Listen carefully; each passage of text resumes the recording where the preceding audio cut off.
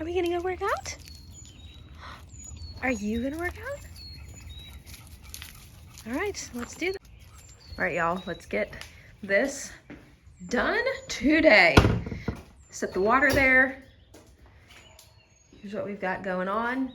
This is Ollie, our gym dog. Millie could care less about being in here with us, but little one here you'll probably see in almost every clip of the video today. Isn't that right, buddy? You a good boy? You a good boy. You're getting too close so I can't see you. Yes, you're so cute. All right, y'all, welcome to our home gym. We'll have to get a tour in here pretty soon. It's a fun little space, our sacred space of the house. But today we're gonna do a full body session.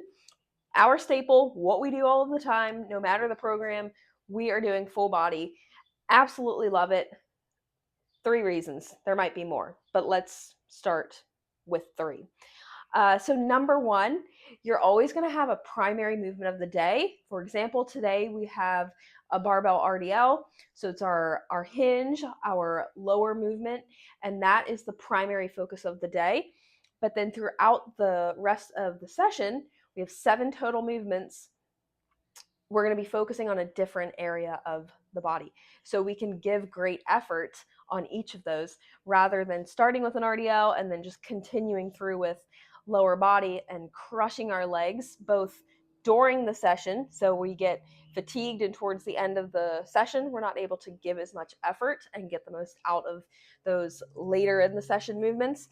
Number 2, tomorrow my legs are not going to be crushed, which is good in the sense of for multiple reasons. So told you the 3 is gonna like go this way, this way, this way. Okay. Anyways, it's good because 1, tomorrow I'm going to feel good about getting into another workout. So my legs might be a little bit sore because we are doing lower, but they're not going to be crushed. So we can come back in, have another great session tomorrow. 2, because we always pair our lifting with running. Not as heavily in this exact season right now, but we're always incorporating running. And so tomorrow, when I have a run, my legs are not going to be as tired. They're going to be able to get me through a run and be strong and ready for that as well. 3, this does not pertain in this exact season of my life. I am training about 5 days a week right now. But when you maybe are in a season where you don't have as much time to train and you're looking at 3 days a week, maybe even 2 days a week that you're going to be in the gym, full body is a great way to check all of the boxes.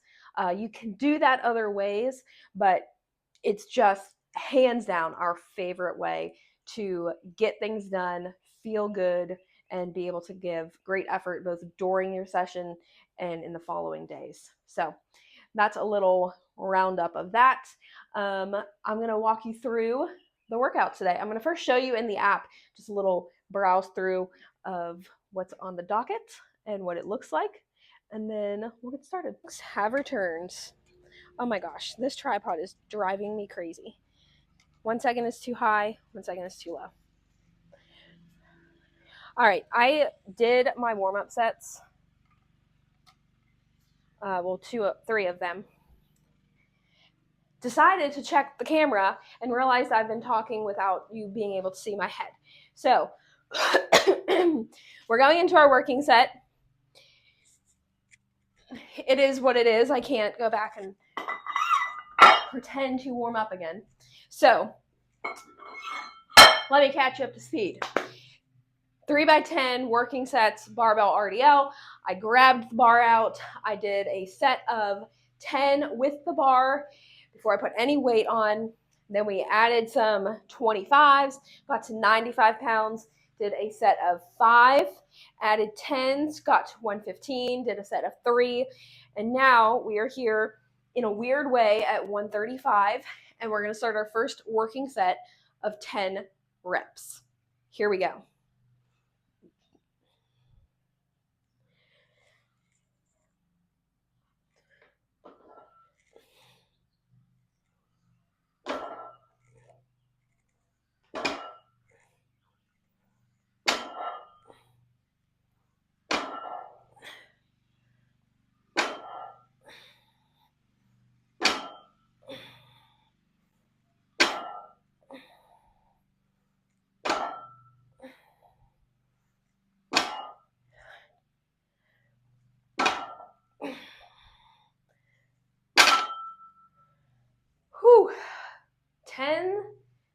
is cardio.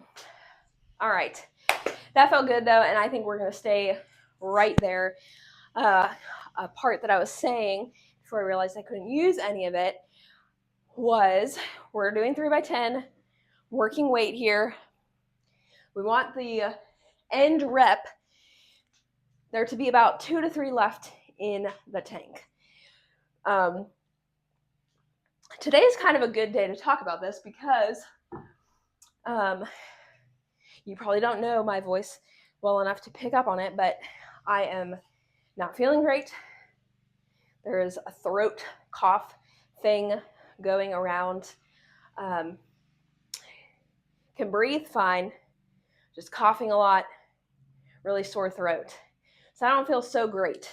So this can be a factor into your RPE.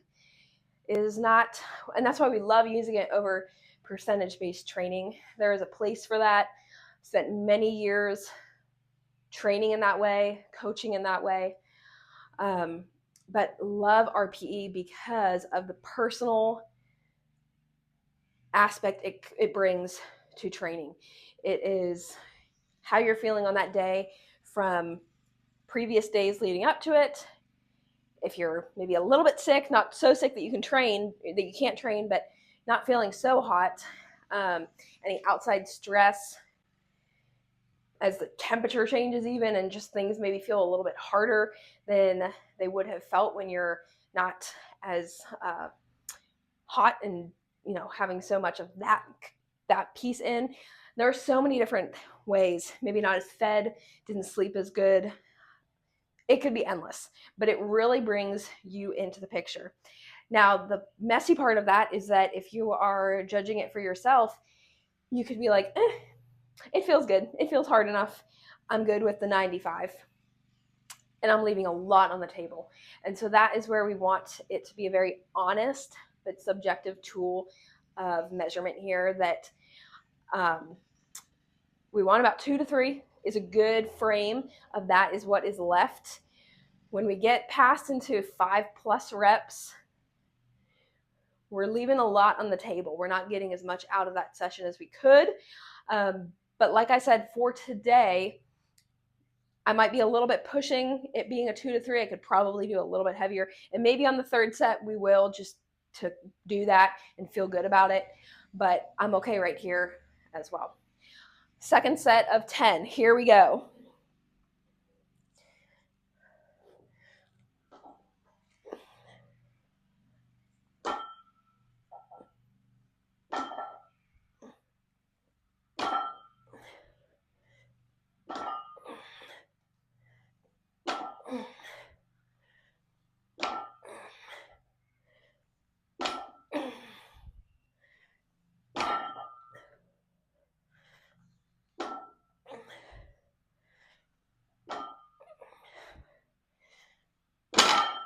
Whew. After that second set, and that's a good way to judge it too.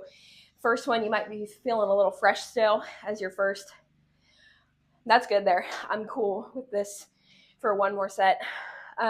You may have noticed I switched grip. The first set, I had a over-under. This one I did double over. Just felt a little bit on the first one, a little bit too much stretch in my bicep, and not necessary for this.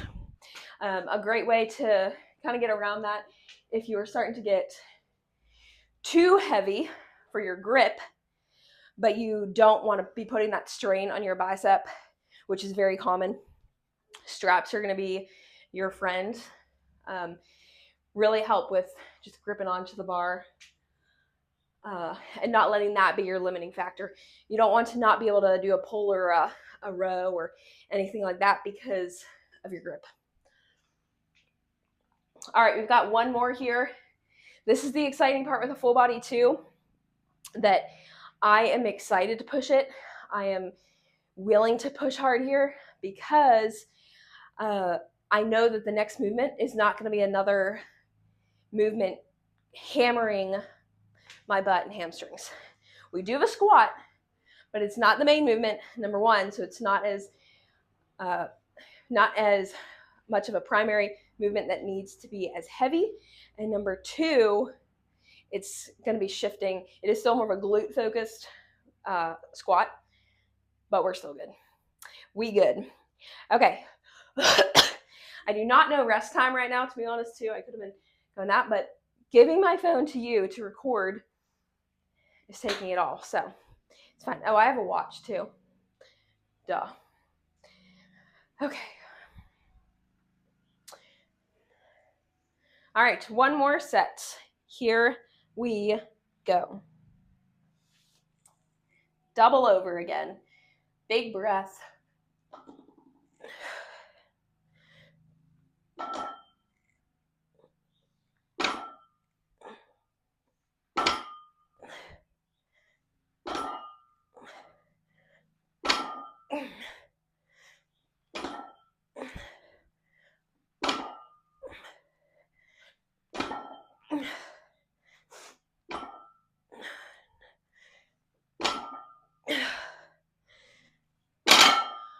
Whew. I can also confirm and tell that I am sick or just not feeling great because of how hard that is. This is not a heavy weight. Whew. For me. Okay, so we're done there. The next thing we're going into is a push-up and a sumo squat. I am going to take a moment, collect myself, unload this bar because we're done with the barbell, and then I will be back. Superset number 1, push-up, dumbbell sumo squat. So we have checked off lower pulling. That is going to be your deadlifts, your RDLs, your hip thrust, your booty kind of work. That's going to be a lower pull or a hinge movement. You can get lots of different ways to categorize it. But now we're going into a horizontal push. This is going to be your bench, your push-up, your incline bench, your chest flies, tricep work, things where you are pretty much in a horizontal position. You're lying flat, face down or face up, and we are pushing. We're using that motion. And then a sumo squat. So that is going to be your leg, lower body push. You're pushing into your squat, your lunges, leg extension, things of that nature. And we're in our quads now. Okay, let's go into 10 push-ups, 12 squats. Let's start right here.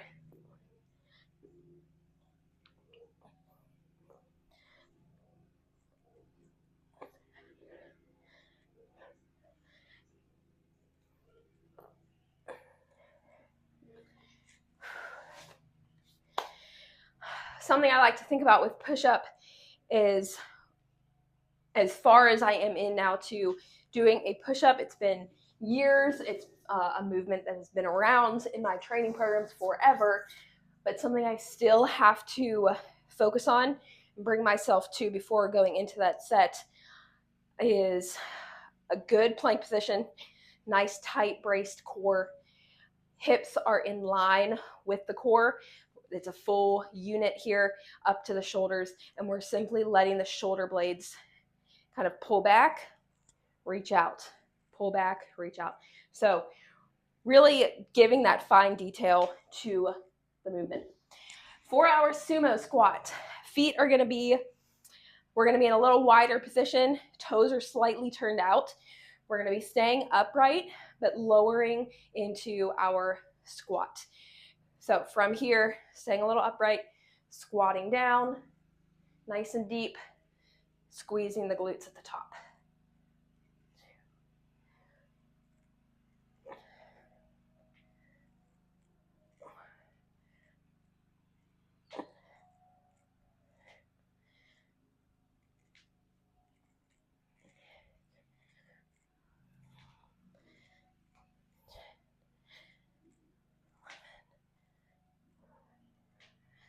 Okay, dropping that.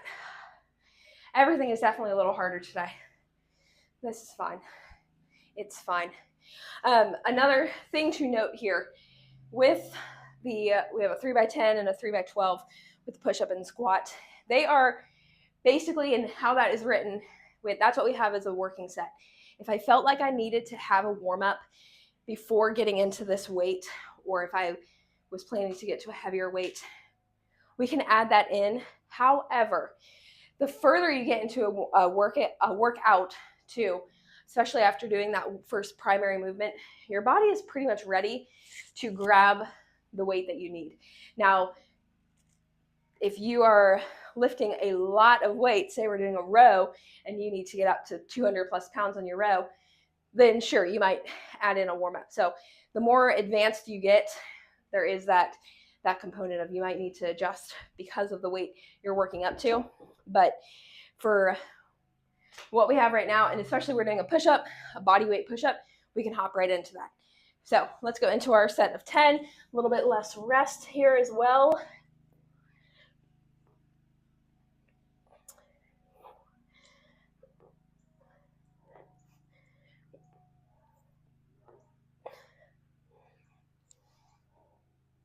Nice. And then we can have a little bit of rest in between these movements, but that is the other beauty of doing full body. You can also have this beauty of it by just simply, when you're doing a workout, pairing opposite patterns or just having something different. But you could be doing a push and a pull, or we're doing lower and upper. But any way to kind of work the antagonist or something just totally different is a great way to work your superset, so that in both of these I can give good effort and I don't need to rest much in between. All right, and 12 here.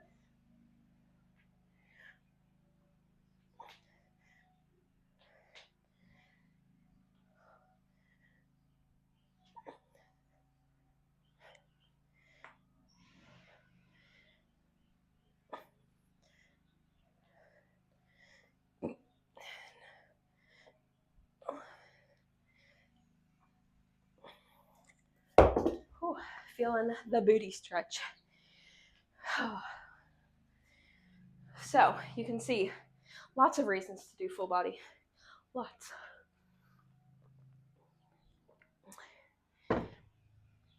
And we're getting there. I don't spend a whole lot of time.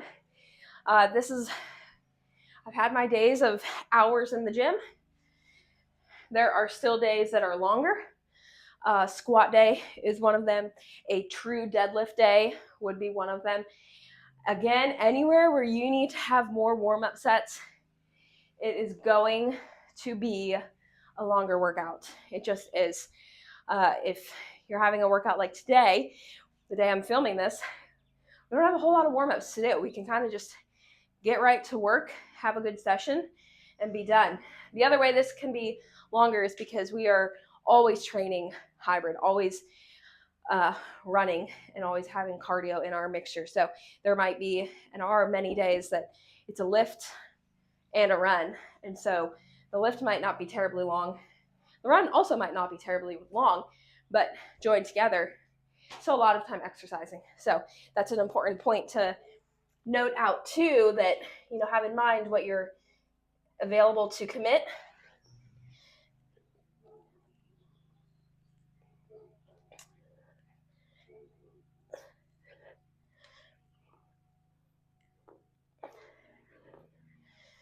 What you are able to commit, that's a huge factor in any program that you take on, or us with your coaching. But also anything you have going on outside of your lifting. You have to realize that your lifting is not going to be your only thing. It should always be a part of your routine, but it's not going to be your only thing. Whether that is in pair with running or biking or some form of endurance cardio, whether that is you do long hikes every weekend, or whether you have a hobby sport. You play, I don't know, hockey, rugby, pickleball, all these different things. There's a way to pair the two together and make it make sense and fit in your life. Okay, last set of 12 here. First set, I was feeling a little bit of a stretch in my adductors. Now they're warmed up and good.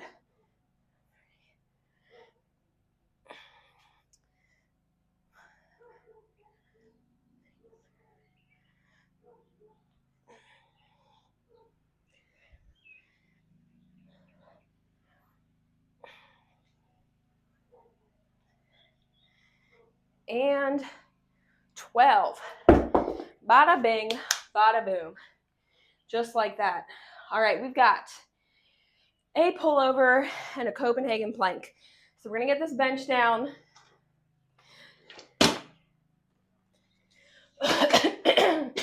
Oh my gosh, I'm so sorry.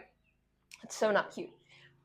Okay, I can get this out of the way. And I need one weight for the pullover. This was another reason to pair these two together because pullover and Copenhagen both require a bench. And so by pairing the two together, they're, of course, because we're doing full body, they're not gonna fight with each other. But we also get to either pull the bench down for us one time, or if you're in a gym, you can kind of hog a bench for one superset and then move on. So I'm backing up real far for this. You're gonna get kind of an off view. We're gonna start with our Copen or our pullover, 10 reps. This is a movement that is actually pretty new to me, but it is intentionally in here because it is your chest, you're working your chest, but it's a great way to practice that overhead reach, also training your lats. When we are in a home gym setting, we don't have a lat pull down machine. We have to find other ways to incorporate that vertical pull, the other name for these things, but lat pull down, chin ups, things like that that are in this range of, this plane of motion and in a pulling motion. So this is one that is, one, a way to check off the vertical pull without needing machines. Two, I have terrible overhead mobility. So it's something we're going to start with a light. This is 15 pounds. We're going to get into not necessarily a bridge, but we're going to have our upper body anchored on the bench. We're going to be lifted up still, reaching far back and bringing that back over. That is our chest here. Trying to let the thoracic, that mid-back area, just be dynamic and able to move.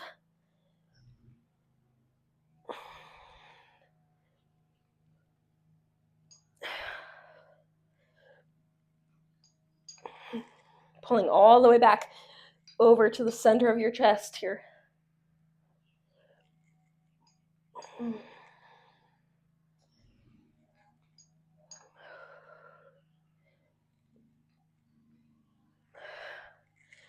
Okay, so that first set, expected, but especially in my bad shoulder on this arm, not so graceful getting into that overhead position. It's going to get better as we go. That would be another reason to maybe incorporate another working set if the first one you're just not really able to get into the movement properly. You needed kind of that warm up to introduce. Our body is warm. We are primed and ready from the previous work we've done, but with our lats maybe not being as ready or just as open, that is a reason that you could also add. Okay, I think I'm gonna have to go over here for Copenhagen. This is another staple movement in our programs. It doesn't matter which program. It is a great way to get in the adductor, and through all of your compound movements, through leg movements specifically, you're gonna be working the adductor, but this is a great way to target them. And as a runner or just an endurance athlete where you're doing those unilateral movements, unilaterally striking the ground with your running, your biking, or as a lifter where you might be squatting and you have imbalances of where you're strong and where you're weak and your adductors give out, this is a great movement to train it. Doesn't have to be intense, but just to help with kind of turning them on and getting them stronger. We are doing 20 seconds on each side. Get our clock started here. And I'm going to be doing a bent knee today. So at least for this first set, this is one that I kind of want to turn on and get ready before I prop right into my full leg. But from here, I am pressing my knee onto that bench, in a side plank position, lift it up. Bottom leg is off the ground. Doesn't necessarily need to be in a certain spot. You can kind of be dangling it, having it back some. Doesn't matter as much. But you want your hip up and level. You want your hip squeezed through. And we did 30 seconds. So that's clearly too easy. Okay, we're going to do 30 on this side just to balance it out. And then we'll go into the full Copenhagen next set because we obviously need to. Okay, so same idea. We're squeezing the glutes through, keeping hips leveled, the forearm on the ground. That elbow is right underneath my shoulder in a good side plank position. We're not twisting or toppling over here. Nice and level. Let's see where we are. A few more seconds.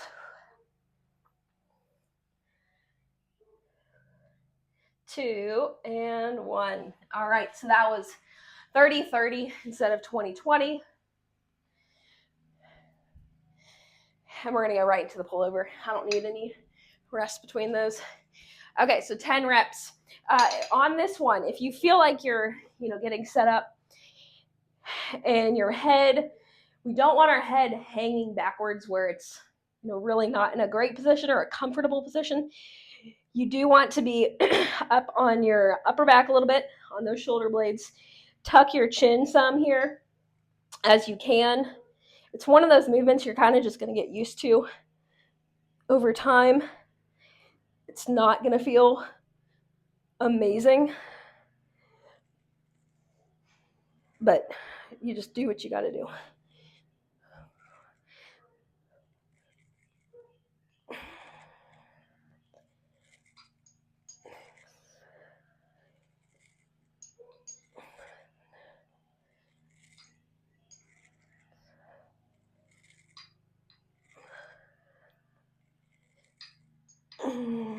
Okay, and 10.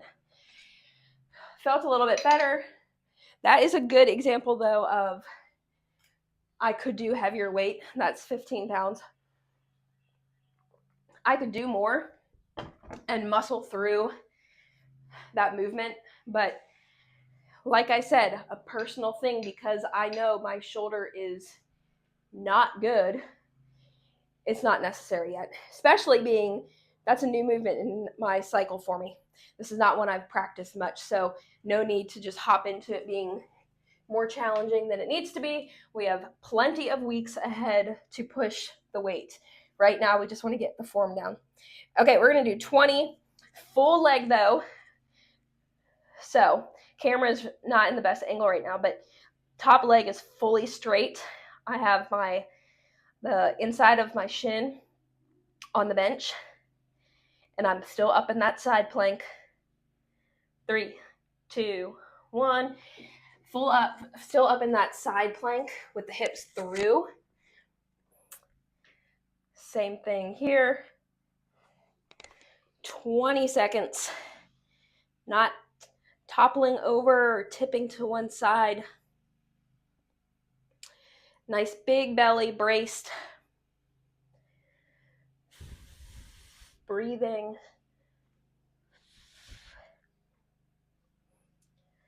All right, cool. We've got one more set. And then I think I'll chop it off here for this last set and then pick back up for the last 2. Hang on, you got to see this dog. Oh, she moved. Look at this girl. She's a sun baby. She was laying on her back though. Hey, little one. What you doing? Are you happy out here in the dirt? Yes. You're so pretty. And now Bordo has to come see you with his ball. Hello. Okay, mommy has one more set. Pullovers. Oh my gosh, felt so good. It was ready to go by then. And that is the beauty of warming up. Okay, we are going to get into a lat raise and an ab wheel. Now, we do not have enough dumbbells yet to have multiple weights. So I am using, I'm going to start with 5-pound plates for my lateral raise, and we have a set of 15. So we're going to start here. This will probably be pretty light, but I want to, again, kind of warm up into this movement.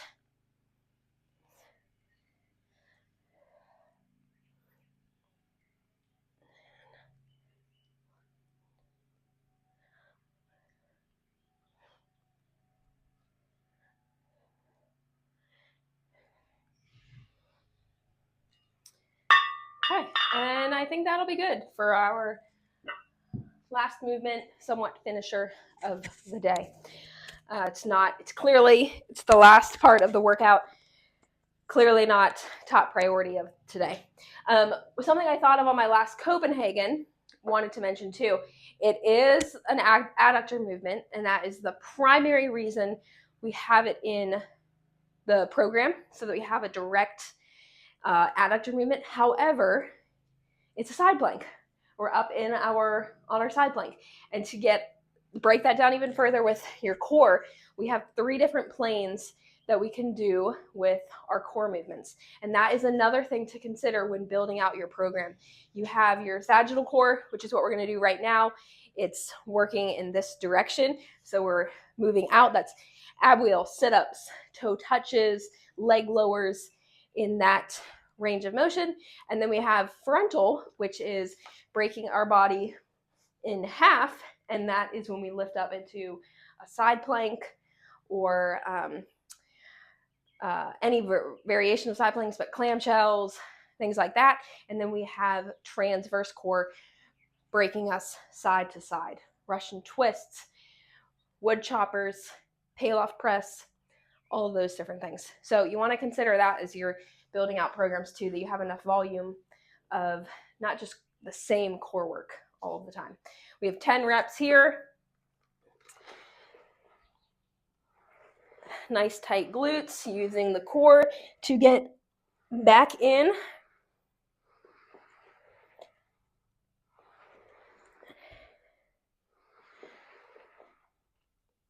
Trying to have a nice overhead motion, but we're not flopping down to the ground and losing control in our pelvic area. Hips, I should have said. That sounded weird.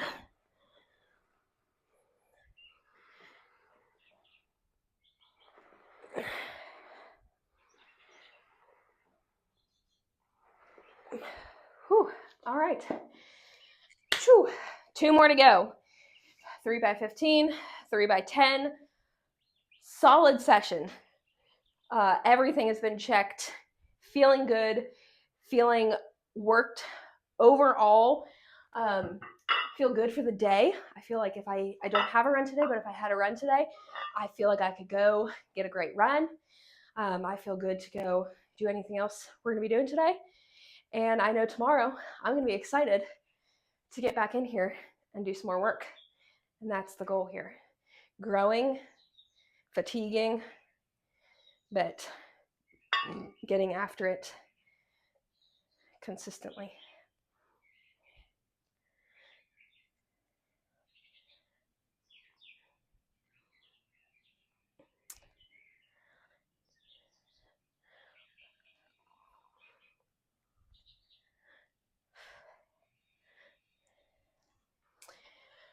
One last thing to mention is some other stuff we like to incorporate into our workouts, plyometrics, getting the body moving through fast twitch kind of exercises, but we love to incorporate that into warm-ups. That's a great way to sneak it in. The warm-up is another great place to sneak in core work. So if you had a different plan for the day that you wanted 7, let's say a little bit more, rather than a Copenhagen being included in your main workout, and you wanted to still get it done, to still target the adductors, but do more intense work during your session, you could plop that over, drag it to the warm-up. And we do that frequently. We do a lot of plyos, a lot of ab work, and then a lot of mobility drills. that is a great time to kind of sneak it in so that you get it done. It's not given to you as extra optional work that we just don't do. It's in your warm-up. It's on your workout for the day. It is benefiting you by getting it done and also warming you up, but kind of snuck in, if that makes sense. So I know we kind of went over a lot of things that might not be interesting or fun to the everyday person, but we love this. We love building out programs. We love kind of sitting down and doing that messy work of figuring out what you need throughout the week, how to best allot it day by day based on your schedule, your goals, your training experience, and making it all work, making it all make sense without needing to know that you're doing a frontal core movement. You don't need to know that, but it is helpful to know that you are following a program that did think about that and incorporate it. So if you need any help, if you are ready to start in our app or start our programs, we would love to have you. But if you simply have questions, that is what we are here for, to help you, to serve you, to help make this make sense for you. So subscribe. You can send us a DM on Instagram.